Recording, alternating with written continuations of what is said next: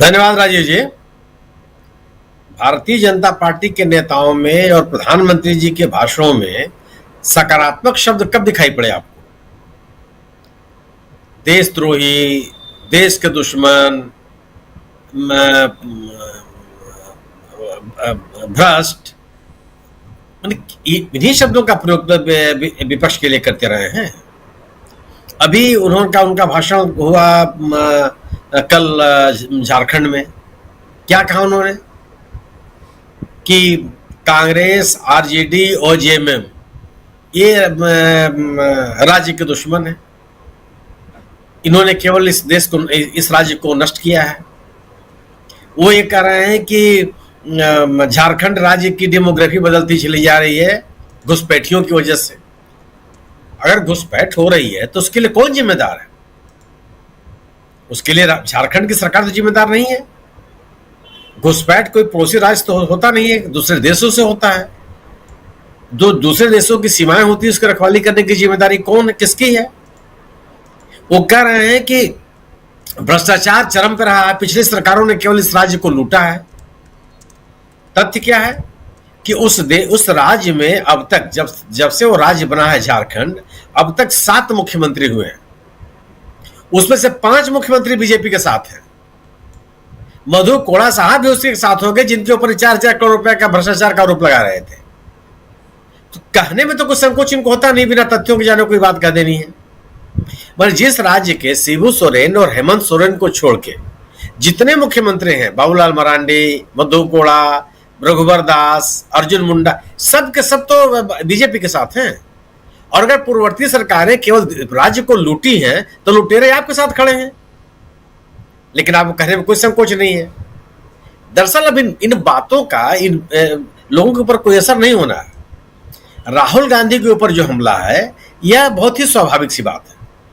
Bharatiya Janata party के सामने, Bharatiya Janata party की सत्ता के सामने सबसे बड़ी चुनौती राहुल गांधी, क्योंकि उस पार्टी के खिलाफ या इस वर्तमान सत्ता के खिलाफ इस देश में अगर कोई राजनीतिक माहौल बनाया है तो राहुल गांधी ने बनाया है।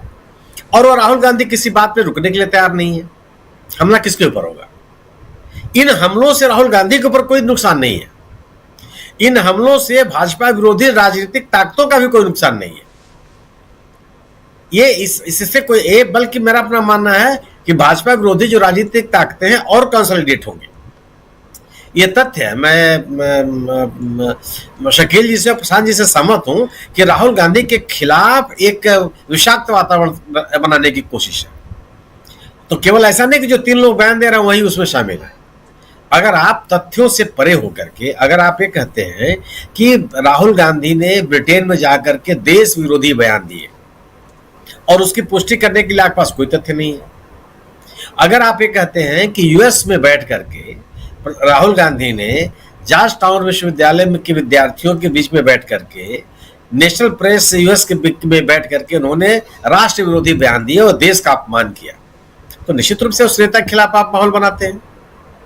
हम और आप सामान्य नागरिक के रूप में भी कभी किसी देशद्रोही को तो स्वीकार करते नहीं है, किसी गद्दार को तो हमने आपने स्वीकार किया नहीं। अगर किसी व्यक्ति को बार बार निरूपित किया जाएगा कि यह व्यक्ति देश का गद्दार है, उन ताकतों के साथ मिला हुआ है जो देश को अस्थिर करना चाहते हैं, तो स्वाभाविक सी बात है कि आप उस नेता के खिलाफ, उस राजनीतिज्ञ के खिलाफ, उस पार्टी के खिलाफ एक विपरीत माहौल, एक आक्रामक माहौल बनाना चाहते हैं। हालांकि कोशिश आपकी यही है, लेकिन दुर्भाग्य है कि वो बन नहीं पा रहा है। अब जो बातें कही जाती हैं बीजेपी के द्वारा, उसके काउंटर में तमाम तरह की बातें सामने आ जाती हैं कि आखिर राहुल गांधी ने कहा क्या। राहुल गांधी को आरक्षण के मुद्दे को लेकर के कितनी बातें कही गई। राहुल गांधी ने अपने ऑफिशियल ट्विटर हैंडल से उसको पोस्ट कर दिया कि मैंने कहा क्या था। अब जो काट छाट करके चीजों को रखने की कोशिश थी वो चल नहीं पा रही है। राहुल गांधी के बारे में कहा कि उन्होंने सरदारों के बारे में, सिख समुदाय के बारे में आपत्तिजनक बातें कही, राहुल गांधी ने उसको भी सबके सामने रख दिया। यह अनायास नहीं होता। यह आप सोचिए ना कि आखिर बिट्टू क्यों बयान दे रहा है। अगर ये बात इतनी गंभीर थी और अगर राहुल गांधी ने कोई देशद्रोही बात कही है तो भारत सरकार उनको गिरफ्तार कर ले, उनके खिलाफ मुकदमा दर्ज करा दे, उनका जो डिप्लोमेटिक पास है तुरंत उसको रद्द करे और कहिए कि आप तुरंत वापस लौटिए वहां से। सरकार ने तो किया नहीं। तो क्या ये देश की जनता को समझ में नहीं आता कि कौन सा राजनीतिक बयान है और किस लिए बयान दिए जा रहे हैं? आप भारतीय जनता पार्टी और भारतीय जनता पार्टी की सरकार कुछ भी कर ले, सुरक्षा के नाम पर उनके लिए कुछ भी तैयारी कर दीजिए। आप कहीं किसी को जाने से नहीं रोक सकते हैं। किसी व्यक्ति को सुरक्षा के नाम पर आप नहीं रोक सकते कि आप यहां मत जाइए, वहां मत जाइए। वो कहेगा कि मैं जाऊंगा, तुम्हारी जो जरूरत है सुरक्षा व्यवस्था की, आप उसकी तैयारी करो। या ये बहुत सुविधाजनक स्थिति होती है कि हम जाएंगे या नहीं जाएंगे। वो कहता है कि हम जाएंगे, तुम सुरक्षा व्यवस्था कर सकते हो तो करो, नहीं कर सकते हो तो मत करो, हमको जाना है। राहुल गांधी उसी पे आमादा है कि हमको हर जगह जाना है। हमको उस किसी जगह जाना है जहां पे जाकर के भारतीय जनता पार्टी का जो नैरेटिव है उसको कमजोर करना है। आप सवाल पूछ रहे हैं कि क्या भारतीय जनता पार्टी अपनी सत्ता बचा पाएगी? जो तरीका अपना रही है बीजेपी, इस तरीके से सत्ता बचती नहीं है। आपको यह बताना पड़ता है कि 10 साल सत्ता में रह लिए, 10 साल में सत्ता में रहने के बाद आपको यह बताना पड़ता है कि हमने किया क्या पिछले 10 वर्षों में इस देश की बेहतरी के लिए, इस देश के नागरिकों की बेहतरी के लिए हमने कौन से प्रयास किए, इसका लेखा जोखा देना पड़ता है, तब आपकी सत्ता बचती है।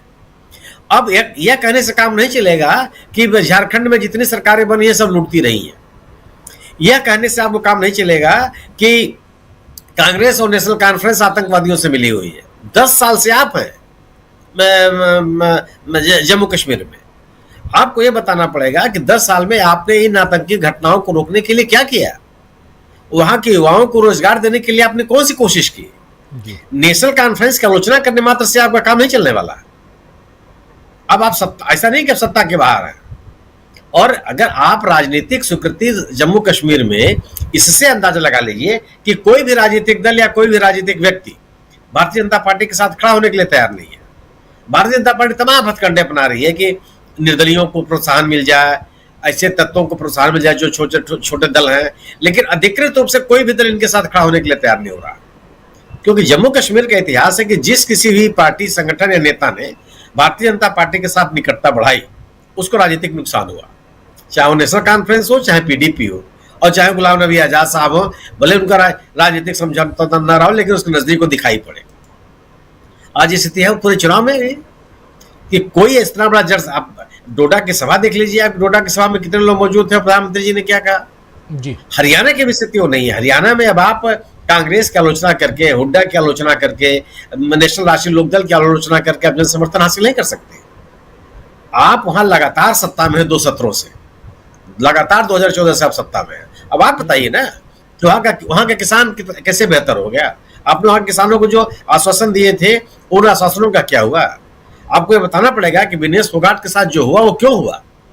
और विनेश फोगाट जैसे लोग, बजरंग पुनिया जैसे लोग जब धरने पर बैठे हुए थे, उनकी मांगों के साथ क्या हुआ? आप किस तरह से उनके साथ आपने व्यवहार किया?